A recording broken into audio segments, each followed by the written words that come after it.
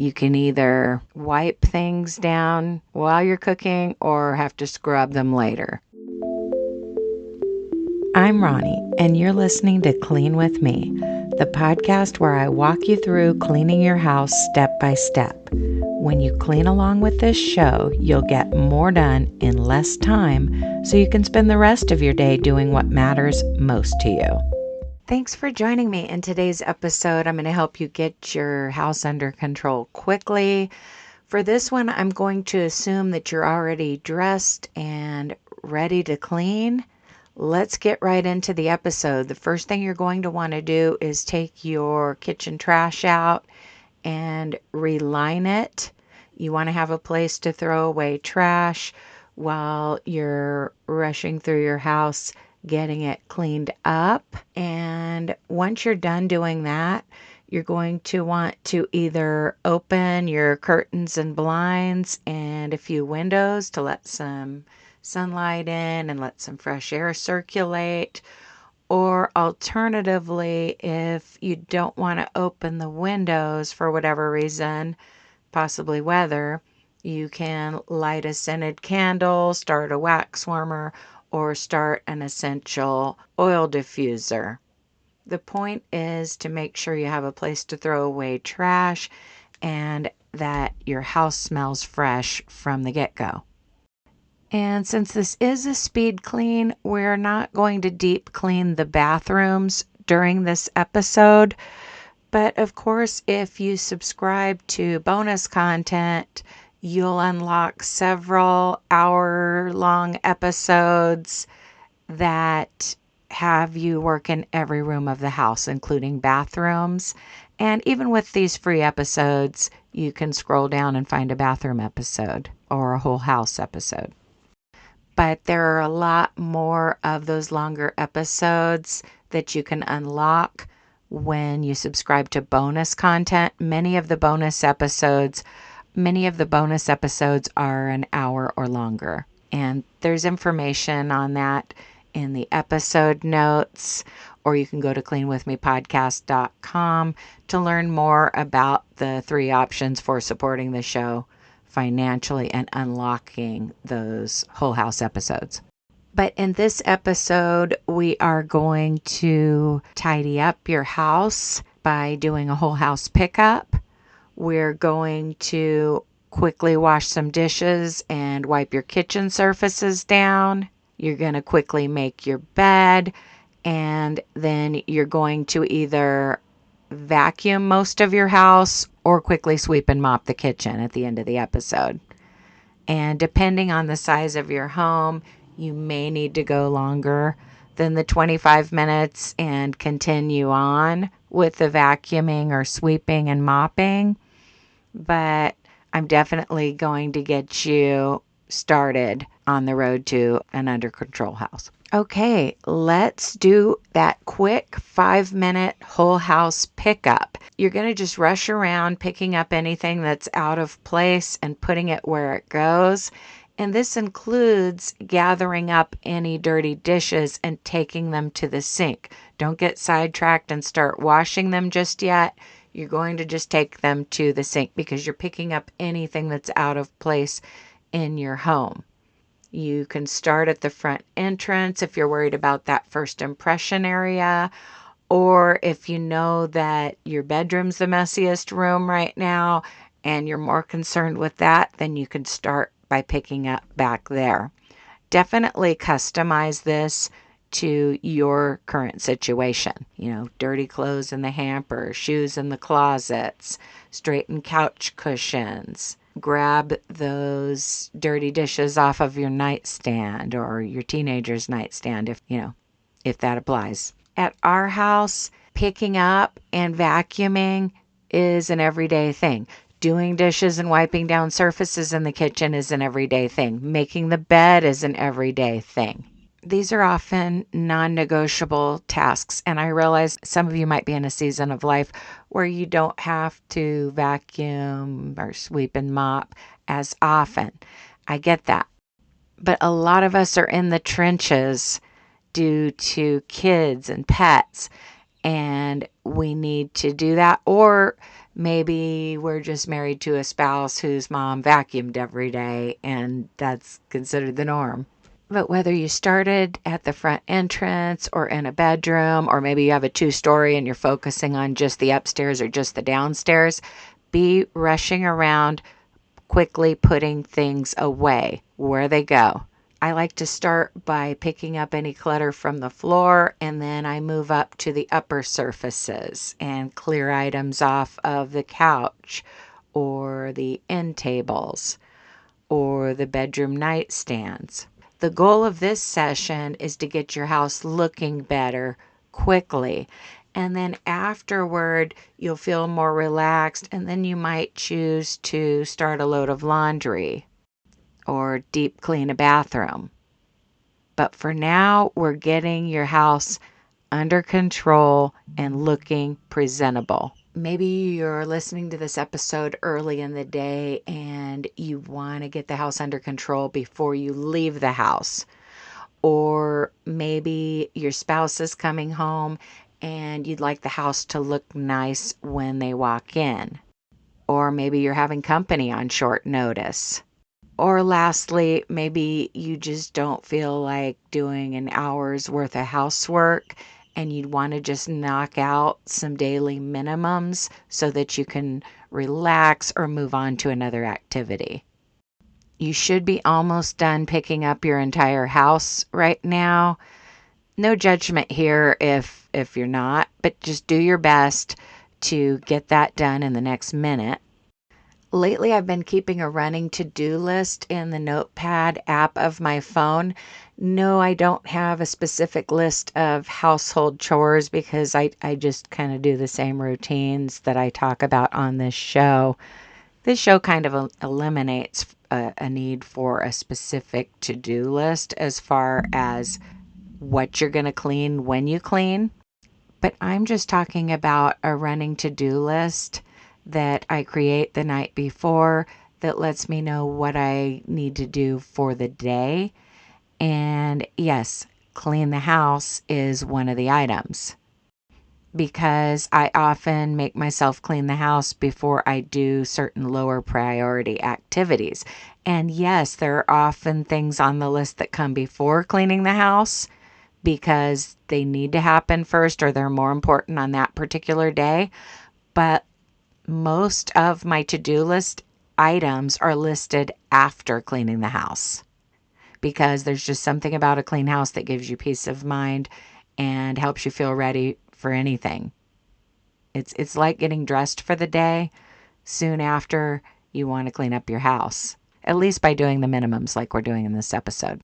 Okay, since you gathered up a few dirty dishes during that step, or even if you didn't, it's time to head to the kitchen and wash any dirty dishes that you have. If you're caught up on dishes, then work in the kitchen anyway. Of course, you can just wipe down your surfaces working from the top down, and you'll have more time to do a thorough sweep and mop at the end if you don't have dishes to do.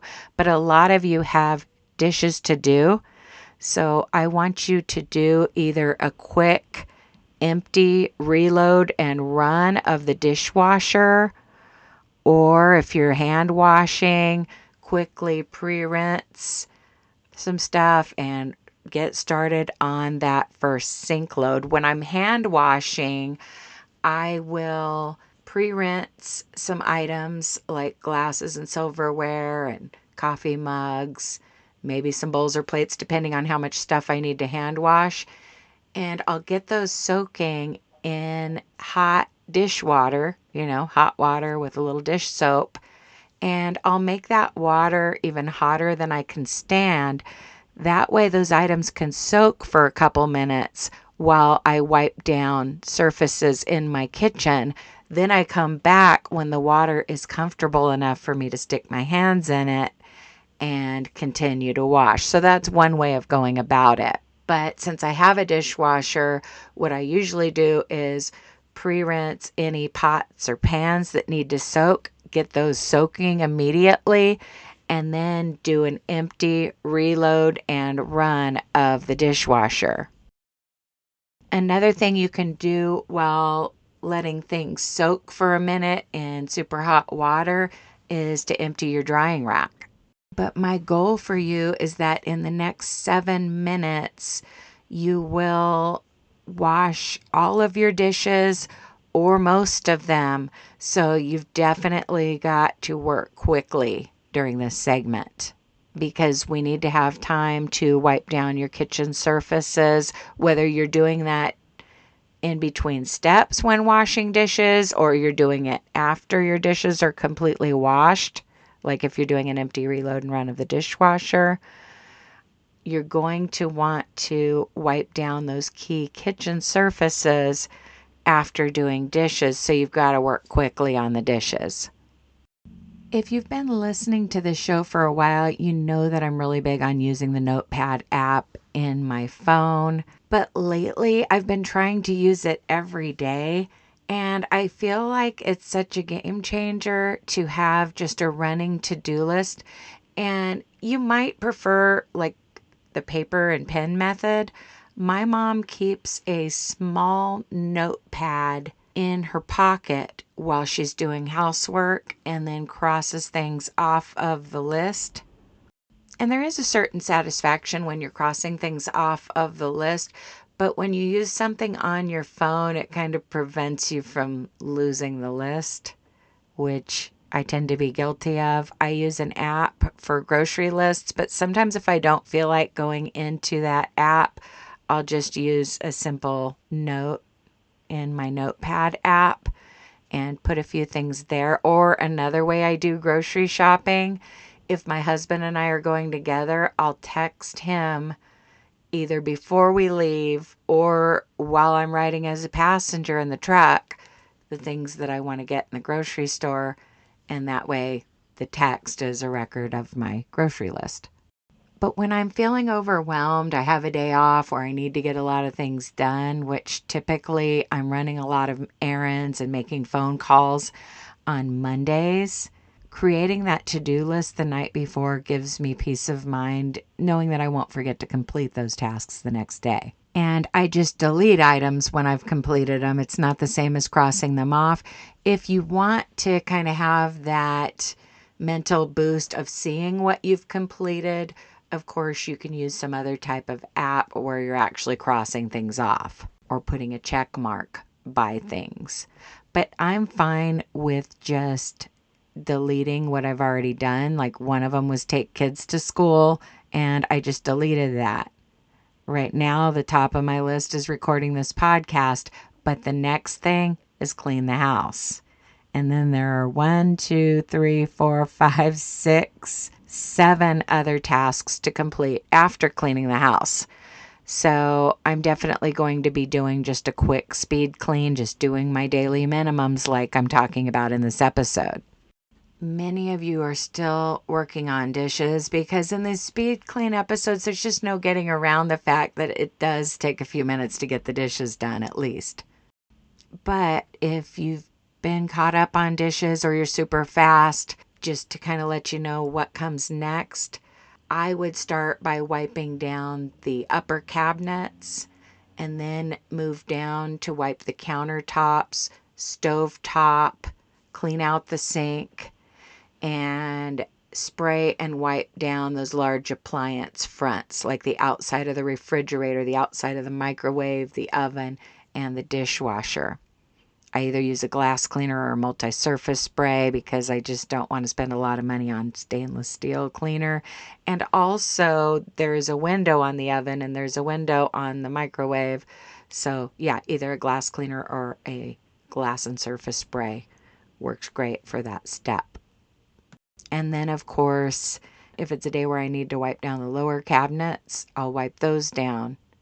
Cabinets are not an everyday thing. So if you're overwhelmed with dishes, once you get done with the dishes, you're going to be wiping out your sink, wiping your countertops and stovetop for sure. Those are the non-negotiables in the kitchen.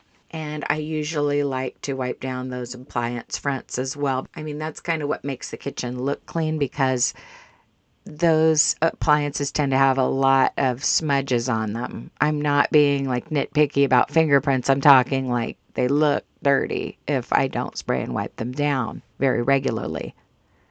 But when I'm in survival mode, kind of the bare minimum is to wash the dishes and then wipe down the countertop, stovetop, and clean out the sink.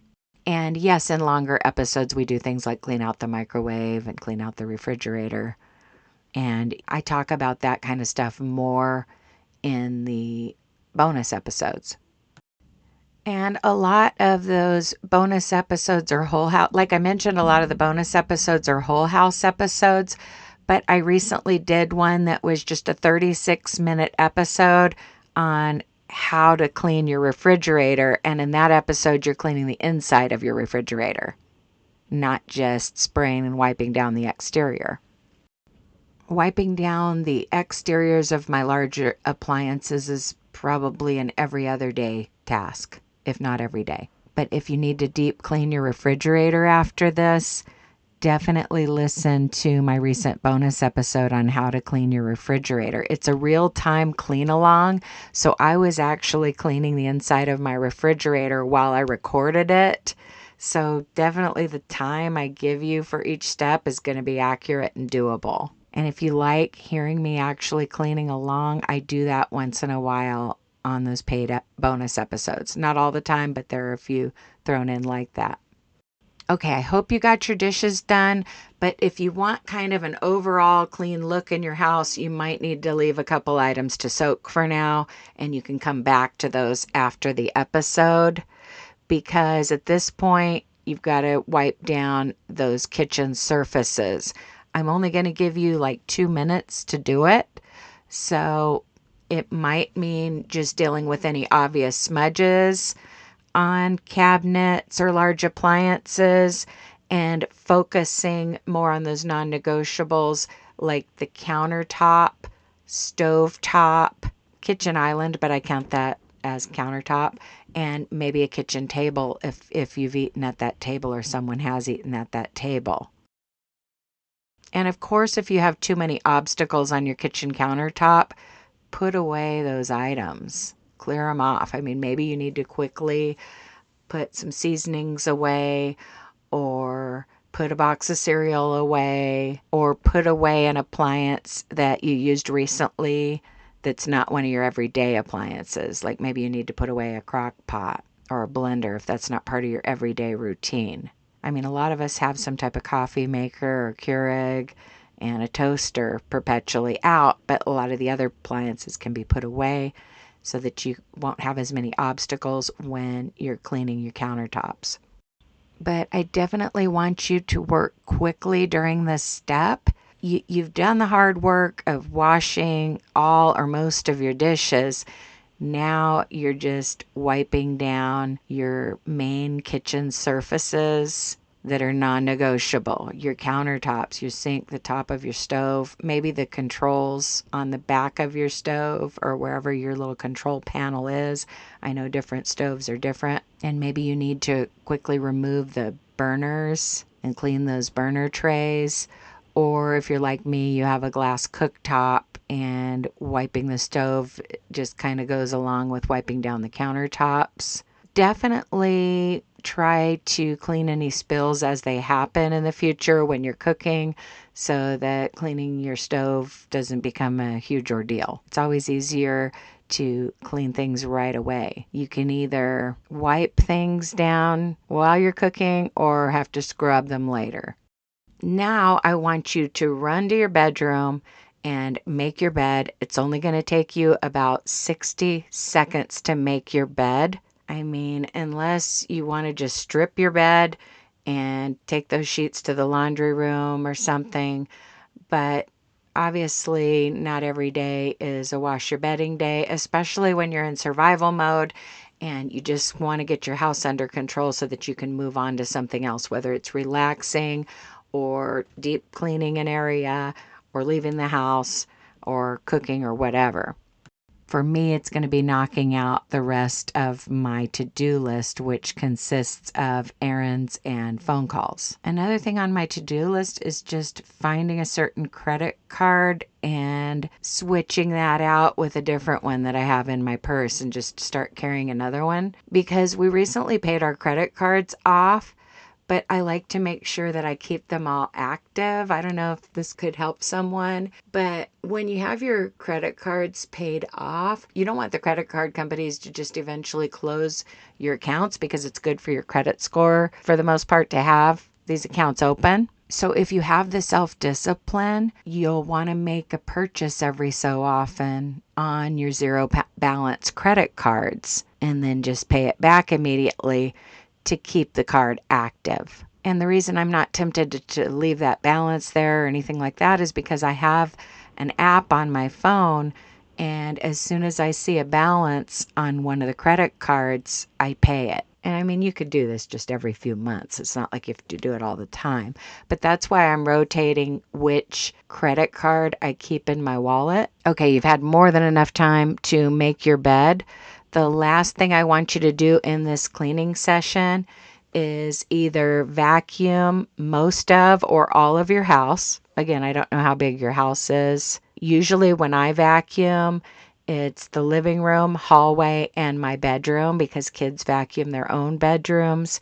And my husband and son usually sweep and mop in the kitchen, so I don't usually have to vacuum in there. Or if you don't feel like you need to vacuum, maybe you would rather use these last couple minutes to just quickly sweep and mop your kitchen. If you have kids eating in the kitchen or preparing food in the kitchen, sometimes that needs to be swept and mopped super regularly, and it can be more important than vacuuming. In one house, and this is when a couple of my kids were still toddler, preschool aged, we had off-white carpets, and the kitchen was kind of in the center of the house.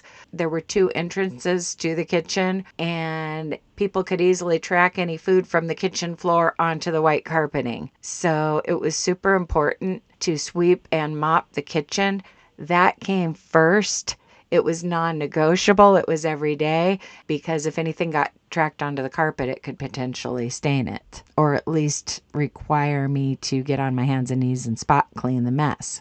So at that house, sweeping and mopping the kitchen floor was done more often than the vacuuming was done. Later, we got laminate flooring, and that kind of solved that issue of having the white carpeting. But now my kids are older and we're cleaning as we go more, so the vacuuming happens a little more than the sweeping and mopping of the kitchen. And I've said this a lot before, but the two things that make your house look clean, of course, after you've tidied up, you've done dishes and removed clutter from the floors and furniture, is vacuuming and dusting. But dusting does not need to be done every day. It's something you do either once a week or even once every 2 weeks, just depending on a lot of different variables. We live in a really dusty area, so we probably should be dusting every week, but we're way more consistent about vacuuming. And sometimes dusting isn't just dusting. Sometimes people are eating on your living room furniture